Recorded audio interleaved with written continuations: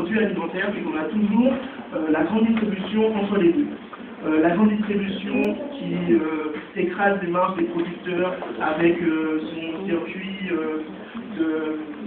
d'intermédiaires, de transporteurs, de centrales d'achat. Et moi, lorsque je vais au supermarché, je trouve des produits industriels, pas forcément en relation avec ce que je voudrais trouver, comme des produits qualitatifs, bons, etc. En plus, lorsque j'achète en ligne sur Internet, je reste exactement dans le même modèle, puisque le site Internet se plug sur le process, et du coup, l'alimentaire est un des seuls secteurs sur Internet qui reste plus cher que dans la vie réelle.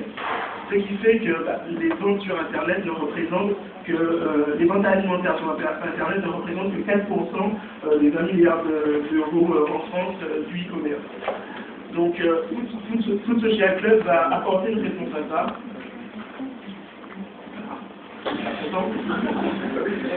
En proposant vraiment un nouveau modèle d'échange, un nouveau modèle de réseau de distribution, en mettant directement en relation les consommateurs et les producteurs. Les producteurs auront ce qu'on va appeler un food club. Pour pouvoir le synthétiser, un groupe Facebook avec des possibilités de social shopping et qui pourront créer ce food club. Et moi, lorsque je vais sur le site, je pourrai découvrir tous les food clubs qui sont autour de chez moi. Je pourrai les rejoindre et sur un food board, qui est l'agrégation de l'activité de tous les food clubs, je pourrai voir des produits qui sont donc faits par des producteurs en direct ou par des gens comme moi, des gens qui produisent le jardin, qui sont surplus, etc. Donc du coup, on a aussi pour parler un petit peu juste de quelques fonctionnalités, du coup avec ce modèle, on peut mettre en place de l'achat groupé. Lorsque j'achète sur un food club ou dans mon food board, je peux soit acheter directement pour moi ou déclencher un achat groupé avec d'autres consommateurs qui va permettre d'assurer la livraison par les utilisateurs, par les internautes. En gros, je vais dire, moi je me disais, pour aller récupérer 10 kg de fraises samedi, qui veut des fraises, et je vais les récupérer et je vais les proposer à d'autres internautes en réglant ainsi le problème de la livraison. Ou sinon, si le producteur le souhaite, il peut aussi proposer la livraison. Donc là, on a produit ce week-end sur le site, ce sont sans design, vraiment fonctionnellement. On a fait la page stream qui présente la remontée des produits avec les différentes interactions sociales qu'il peut y avoir dessus, ainsi que la page shopping juste avant.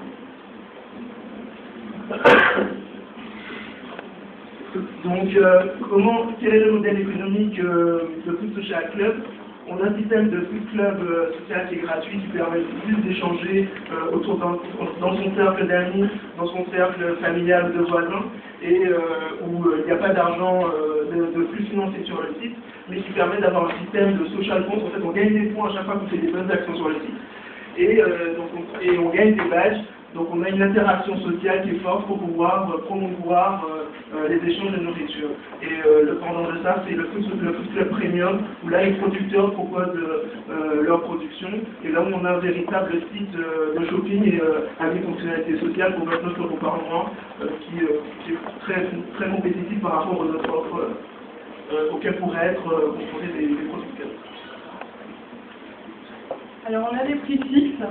On a décidé de ne pas prendre un business model où on prenait un pourcentage sur les ventes, parce que le discours qu'on veut développer, c'est vraiment que nous, on aide les gens, les producteurs, nos clients, ce sont les producteurs qui souhaitent se développer en circuit court.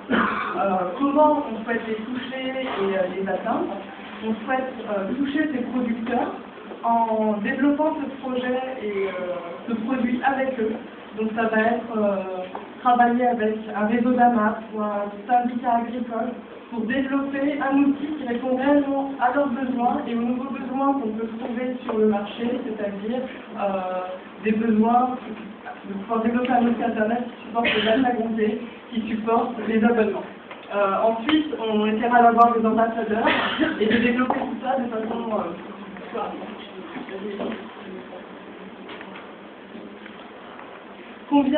quel est notre marché? Notre marché, c'est d'abord 348 000 producteurs agricoles. Notre marché, c'est 348 000 producteurs agricoles. C'est ensuite des boutiques bio, des boutiques sociales, qui sont à peu près 5 000, Et ensuite, ce sont des CE et des particuliers qui pourraient avoir envie d'aller en ligne. Combien on estime pouvoir se faire sur ce marché? On estime pouvoir se faire en première année 140 000 euros. 140 000 euros, qu'est-ce que ça représente? Ça représente un tiers des 1500 producteurs que paysan.com a réussi à enregistrer, ou que Régionéo a réussi à enregistrer. Et puis après, ça va aussi le faire. Voilà.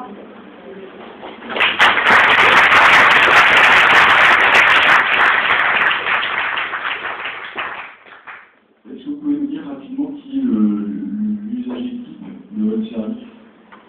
Alors, en tant que client, l'usager type, c'est justement ces personnes aujourd'hui qui souhaitent acheter sur du circuit court, qui aiment bien aussi avoir l'impression de finalement faire le bien en achetant à côté de chez eux.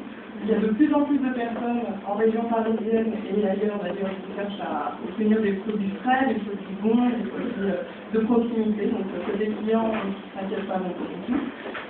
Et côté producteur, aujourd'hui on a de plus en plus de producteurs qui se mettent à la vente directe, qui font peu de marge, trop peu de marge. On a, si on regarde bien, en 2007, on devait avoir... et si on prend juste les AMAP, on avait 700 AMAP en France, on est passé à 1200 un an après. C'est-à-dire que ces circuits courts, ils se développent de plus en plus et qu'ils passent aussi sur Internet, ils essaient de développer leur vente, et tout ça eux aussi. Je ne sais pas si j'en avais parlé pendant la présentation, mais le business model marche comment avec la solution? Oui, non, c'est des abonnements mensuels sur les sites premium. Et c'est passé à combien? C'est 29 €. D'accord. Ah, ok, ouais. Et après, ça me fait penser aussi une boîte qui était créée par Syndical, qui était voilà. Et il y en a plein de boîtes en fait qui travaillent beaucoup avec les producteurs, vous avez regardé un peu les concurrents, comme ces titres sont différents. On a beaucoup regardé la concurrence, donc ça nous rassure parce qu'on valide un peu qu'il y a vraiment une offre de prestataire et qu'il y a quelque chose derrière. On pense aussi qu'il n'y a pas encore de leader, il y a vraiment des modèles qui sont différents, des modèles qui sont complémentaires, certains modèles qui sont concurrents. Par rapport par exemple au Coton, vraiment sur on va vraiment sur le shopping, intégrer tout le process commercial en ligne et avoir des interactions sociales plus fortes. Donc voilà, chaque modèle est différent et il y a pas de spécification. Maintenant, on est sur le marché, il y a toujours quelque chose que les commerçants aujourd'hui, c'est pas intéressant parce qu'il n'y a pas de confiance qui s'installe. Et la vraie différence que nous on va apporter avec le site internet, c'est ce lien social qu'on crée en vrai, qui va pouvoir être porté sur internet et ça rassure tout le monde. Pourquoi on n'achète pas de produits frais? Parce qu'on n'a pas confiance dans la personne qui nous le vend. Si on connaît la personne qui nous le vend, on peut éventuellement passer le cap. C'est ça vraiment qui va nous marquer. Comment vous gérez la géolocalisation? C'est-à-dire qu'il faut, si quelqu'un vous demande de transporter quelque chose et qu'il est très loin, vous remettez la vente? En fait, ça c'est le cœur des fonctionnalités du site. Donc déjà, lorsqu'on s'inscrit et qu'on se connecte, on indique sa position, son adresse. Et il y a tout le travail de suggestion de produits qui sont les plus proches de chez moi, mais aussi de remonter des sites clubs qui sont les plus proches de chez moi. Donc effectivement, il y a des pratiques sur du cours, de limiter les distances aussi entre le consommateur et le producteur. Donc on ne va pas pouvoir acheter de la nourriture de qualité cher.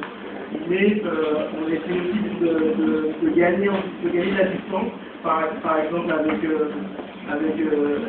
des achats groupés qui permettent à une personne de pouvoir se déplacer et faire un trajet qui sera un peu plus long que le trajet normal pour pouvoir pour un plus utilisateur. Moi j'ai une dernière question. Vous pouvez revenir à cette annonce. Comment vous estimez un chiffre d'affaires de 5 millions en année 5 et 500 000 en année 3? 500 000 euros en année 3, ça représente finalement 1500 producteurs qui ont un abonnement à 29,90 €. Moi j'ai juste une question qui ne va pas prendre plus de 5 secondes. C'est en fait, s'il faut bien comprendre le business, c'est que vous fournissez aux gens qui vendent déjà qui organisent leur vente en circuit court, en fait vous leur donnez une boutique. C'est vrai que si vous leur donnez une boutique, c'est eux qui font la com derrière. On leur propose des outils, effectivement, pour pouvoir assurer la gestion. Et surtout, en fait, des places de marché où tout le monde va pouvoir communiquer entre les marchés. Merci.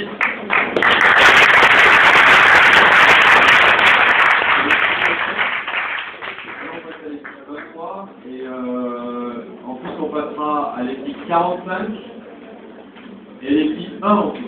Voilà.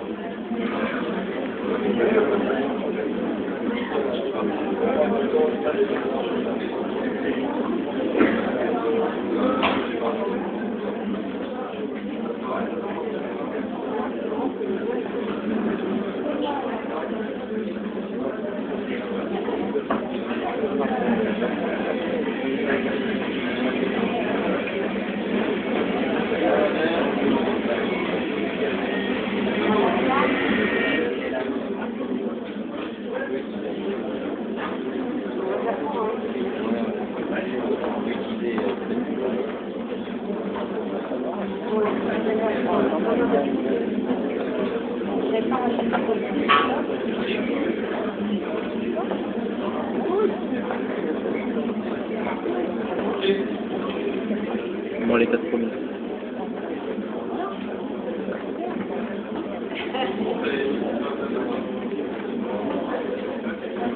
Parti.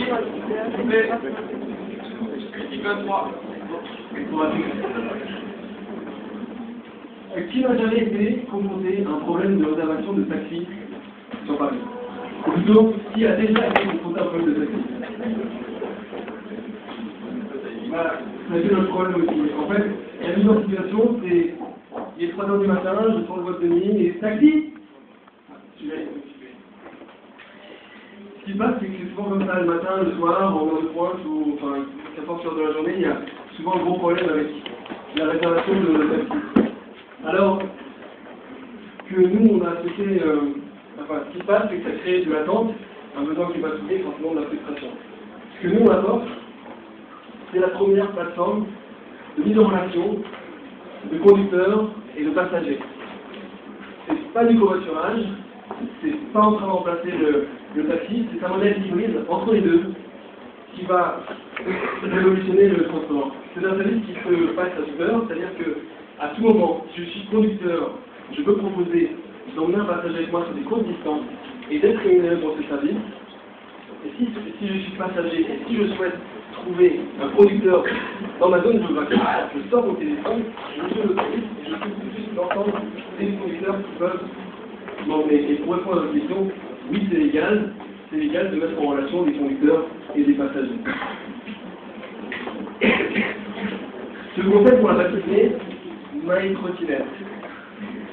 MyTrottinette, c'est du micro-voiturage urbain. Micro-voiturage urbain, c'est cette petite application. C'est très simple d'utilisation. Je prends mon téléphone, je clique tout de suite, et j'ai juste en quelques clics la liste des conducteurs qui sont dans les environs. Et j'ai plus qu'à choisir.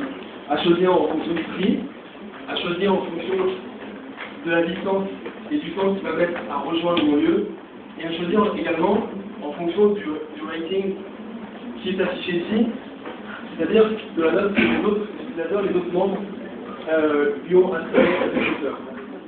En plus, je vois quel type de véhicule c'est, comme ça, si j'ai envie de me faire plaisir, enfin si je préfère un véhicule plutôt qu'un autre, alors j'y vais. Est-ce que, Albin, tu peux nous parler un petit peu maintenant du business model?